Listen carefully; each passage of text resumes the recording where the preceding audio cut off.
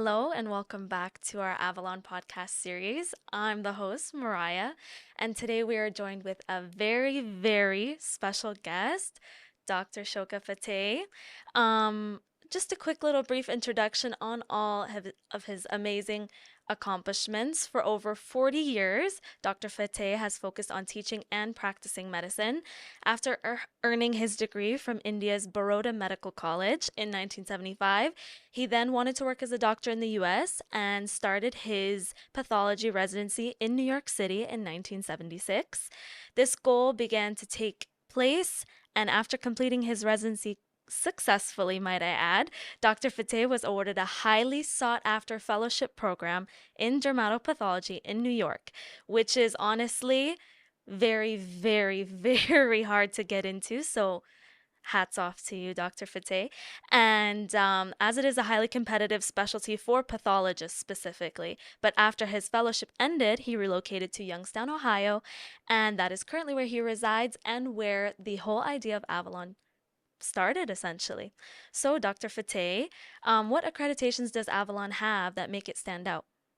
Well, let me start with thanking you. Of I think it was a course. very good introduction, and I love it. Thank It's you. flattering, but I appreciate that. Thank you. I think when I'll have to give you some history, Mariah, Mhm. before we get into accreditation because it's Absolutely. kind of a cut and dry. Uh, the whole idea behind having a medical school that I wanted to start was to educate students Hmm. and educate students to a point where they're good enough to practice anywhere in the world. And I think being a student, you probably know Yes. our education is quite comprehensive, quite extensive. Now let's go to accreditation. I think if you look at the Caribbean medical school structure, Hmm. there are over 80 medical schools in the Caribbean, Oh. and only 15 to 16 are accredited. Oh, wow. Okay. What is so important about accreditation is because that is what is required to practice in the United States. Hmm. So if you ever want to do that, students who are anywhere in the world, they can practice if they Hmm. pass the qualifying exams, and you know those exams. So, step one, step two, whatever, they have to have an accredited medical school. Absolutely. That's what we have. Now, not only we have an accreditation with one entity, but we have it for two. Oh, okay. The one is called CAM-HP, which is a Caribbean accrediting agency. The other one is called ACCM, Hmm. that is from Ireland. Oh, okay. And there are only two medical schools in the Caribbean which have both accreditations. Hmm. And I might add, Maria, that we are the only one which has a maximum accreditation of 4 years and 6 years of the Wow, school. So okay. we are very proud of what we have achieved. Yes, and I feel And very honored to be a student. Yes. I don't want to boast, but you should be. Yes. But not only that, but I think we were talking about it just before the Hmm. podcast that we also have an accreditation process which we hope to get. We are very confident that we'll Hmm. get it for New York State. They have Hmm. a separate accrediting process, and we're going to get that. I'm pretty confident about that. We already have California. So, in other words, almost all the states in the United States, our graduate can go and practice. That's amazing. And how successful are Avalon graduates after they leave, would you say? What is that? After they leave, the Avalon graduates. What about them? How successful would you say they are? They are, if I give you the numbers, you'll be amazed. There are more than 500. Oh, Actually, as of last week, 600 of our graduates practicing in the United States already. oh wow, okay. So success rate is very high, Hmm. and there are numerous more throughout the world. Hmm. For example, over 150 to 200 in India. Oh, okay, There are yes, quite yes. a few in the Middle East, Nigeria, and even in Europe. Hmm. So once you get the residency, Hmm. which is the most critical part, they are able to secure very good locations and practice opportunities. So our success rate is very good. I can see that based on those Yes. numbers. So why do you think specifically at Avalon small class sizes matter the most? Well, you have seen that, so it's very easy to explain it to you, but Yes. I need to explain it to people who may be watching this. Hmm. It's like having every student access to every professor, and you can verify that. Yes. The doors are open. We call it open door policy. You knock Hmm. on the door and you go and see the professor. That is possible only with small class size. Hmm. Not only that, but every professor will know your name, That is true.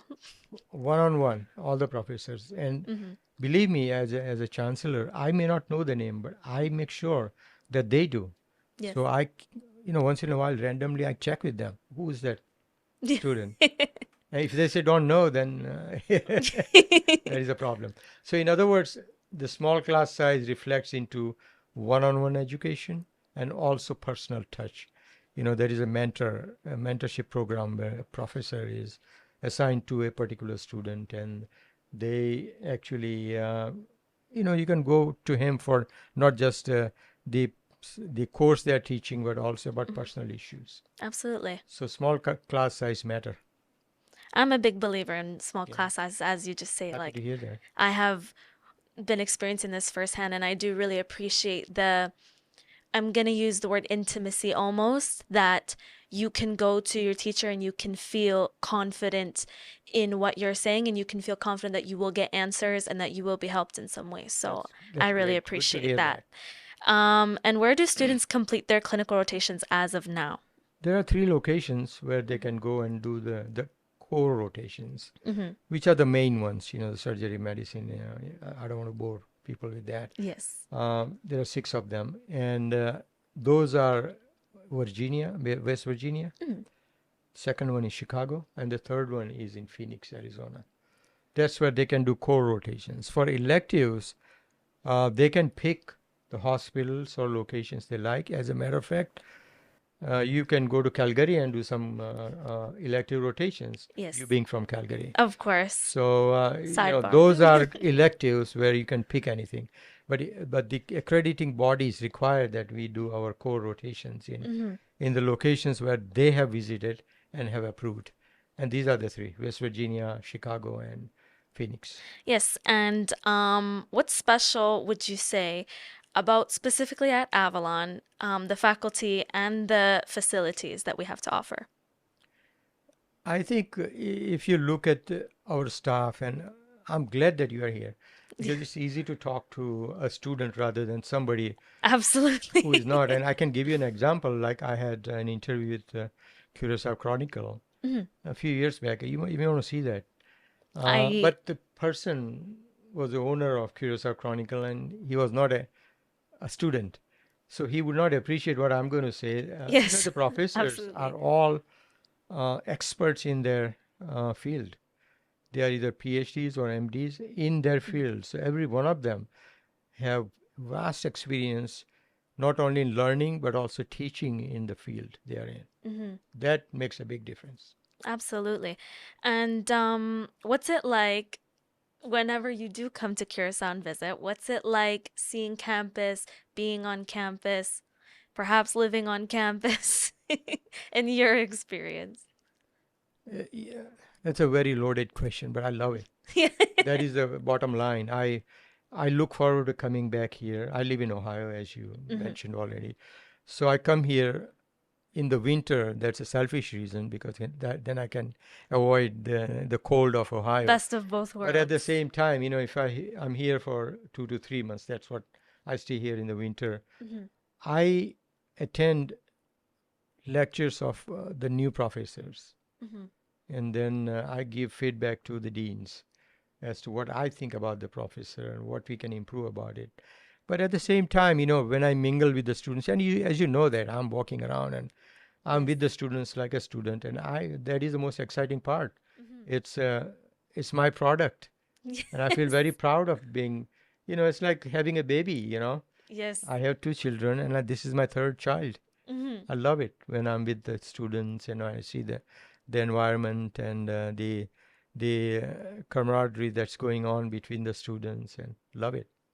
And then my last question for you Yeah. is how does Avalon prepare students to be great or excellent doctors?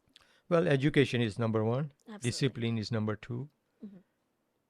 And if I have to say something, I guess this is ending. Mm. I want to create or graduate doctors in my school who would be able to treat me. Oh, I Does that like make that. sense? I like that. Yes. I want to be so them to be so good that I feel I'll be very confident that they can Hmm. treat me. And at 75, I need treatment, and that's what I look for. Every one of them need to be that good to treat me, and I think we have Absolutely. produced them. My practical example is that my primary care physician in Ohio, he is my student. Really? Yeah, I had no idea. yes, and there are other experts who give me advice for my diabetes, and I don't want to make it look like I'm a chronic patient, but they're all either physicians that are graduated from my school, Hmm. or I'm talking about the school in Ohio, Yes. or they're residents working in the Hmm. hospital, so I knew them very well. And that is the kind of training I want to give to my students. Hmm. Well, I appreciate you coming today, Dr. Fateh. I know you're very busy, so I appreciate you coming and sitting on the podcast. Thank you so much for being here and thank you for answering all the questions. I know me being a student, I probably knew most of those answers, but for whoever is not and whoever would like to, you know, get a little bit more knowledge, and you are very knowledgeable. So it is a pleasure to sit here with you Thank you. It today. was a pleasure having you. It Thank you was so fun. much. Thanks. This is the first episode of our podcast series, so stay tuned for our next episode where we will be interviewing Dr. Samir Fateh. Thank you so much for joining us today, and see you guys next time.